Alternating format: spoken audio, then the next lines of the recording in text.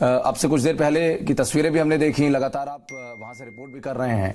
अलग अलग तरीके की स्थितियां जो कहीं ना कहीं राजनेताओं के सामने इस क्षेत्र में बनी, उसको आधार बनाकर वोट की अपील की गई और आज वोटिंग डे है, मतदाता पहुंच रहे हैं। क्या देख पा रहे हैं फिलहाल?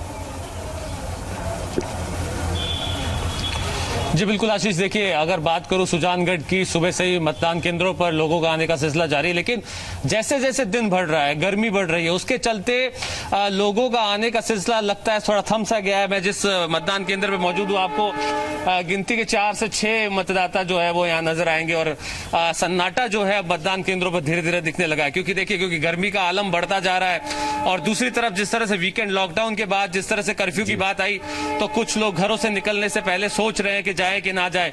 कोरोना का काल, ऐसे में कई चीजें जो है लोगों के जहन में अभी साफ तौर पर देखने को मिल रही है। लेकिन इन तमाम चीजों के बीच हम एक जानकारी दे दें कि पूरी तरह से जितने पोलिंग बूथ है वहां पर एहतियात के तौर पर पूरी एडवाइजरी का पालन किया जा रहा है कोरोना की, और साथ ही जो लोग यहाँ पर मौजूद है, जो कार्मिक मौजूद है, वो यहाँ पर जो है मतदान के कार्यक्रम पूरा संपन्न करवाने में जुटे हुए। लेकिन एक बड़ी जानकारी आशीष मैं आपको यहाँ पर दे दूं कि बूथ नंबर 124 से एक खबर मेरे पास आ रही है, वो ये कि एक कार्मिक कोरोना पॉजिटिव मिला है और उसके चलते पूरे बूथ में जितने कार्मिक काम कर रहे थे उन्हें वहां से बदल दिया गया है। ये एक बड़ी खबर मेरे पास आ रही है और ये कहीं ना कहीं लापरवाही भी कही जा सकती है बिल्कुल कार्मिक की तरफ से कि क्या पहले जांच नहीं की गई थी, और इस तरह की एक बड़ी खबर मेरे पास आ रही है। जी बिल्कुल, एक बार फिर से बताइए किस बूथ का ये मामला आपने कहा? रौनक, बूथ नंबर एक बार फिर से बताइए।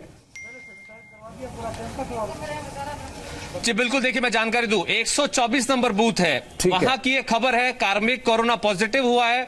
उसके बाद पूरे स्टाफ को यहां पर बदला गया है, पूरे जो बूथ है उसको सैनिटाइज किया गया है, लोग वहां पर पहुंचे। हालांकि देखिए जाहिर बहुत चिंताजनक बात है की बात की जा रही है, लेकिन बहुत चिंताजनक बात है। आपने बिल्कुल सही सवाल उठाया, क्या उस कार्मिक की जांच नहीं की गई? और जितने भी कार्मिक इस पूरी चुनावी प्रक्रिया में लगाए गए हैं, क्या उनकी आरटीपीसीआर जांच की गई थी?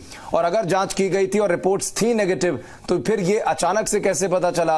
या फिर जांच उनकी होने के बाद रिपोर्ट पेंडिंग थी और रिपोर्ट पेंडिंग होने से पहले ही उनको अपने निर्वाचन क्षेत्र में भेज दिया गया काम के लिए, और जब रिपोर्ट आती है तो पता चलता है वो पॉजिटिव है? इसकी वजह से कितनी वहां पर अफरा तफरी सी मच सकती है, ये समझना मुश्किल नहीं है। ये अपने आप में प्रशासनिक अमले की चूक कही जा सकती है।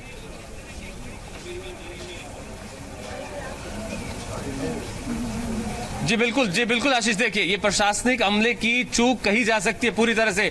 देखिए जो लोग घरों से निकल रहे हैं, ये इस आधार पर निकल रहे हैं कि सरकार और प्रशासन ने पूरी तरह से एहतियात की होगी कोरोना से बचने के लिए, लेकिन जिस तरह से कार्मिक का इस तरह से पॉजिटिव मिलना, ये अपने आप पे चिंता का विषय। पहले जांच हुई कि नहीं हुई, पहला सवाल। दूसरा सवाल ये, अगर जांच हुई तो कार्मिक ने खुद को आइसोलेट क्यों नहीं किया? तीसरा सवाल ये कि अगर आइसोलेट नहीं किया तो वो बूथ तक क्यों पहुंचे? क्यों उन्होंने बाकी जो लोग मतदाता पहुंचे उनकी जिंदगी के साथ यहां पर खिलवाड़ किया?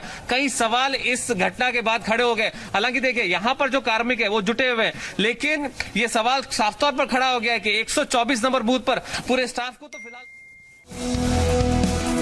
तो बड़ी खबर सुजानगढ़ में बूथ नंबर 124, रौनक व्यास जानकारी दे रहे थे। लगातार बड़ी खबर सुजानगढ़ से, एक बूथ है जहां पर एक कार्मिक मिला है कोरोना पॉजिटिव। ये देखिए कितनी बड़ी लापरवाही, कितना बड़ा नेग्लिजेंस का मामला है कि जहां आप कोरोना की लड़ाई में कोरोना प्रोटोकॉल के साथ में हर चुनावी प्रक्रिया को निभा रहे हो, वहां पर एक कार्मिक जो चुनावी ड्यूटी में लगा है वही पॉजिटिव निकल गया। ग्लव्स का क्या होगा, मास्क का क्या होगा, सैनिटाइजर का क्या होगा जब खुद कार्मिक वहां पर कोरोना पॉजिटिव मिला है? क्या आरटीपीसीआर जांच की गई थी? क्या रिपोर्ट आने से पहले ही ड्यूटी लगा दी गई? क्या रिपोर्ट आने से पहले ही ड्यूटी पर भेज दिया गया? क्या ये नेग्लिजेंसी नहीं है अपने आप में?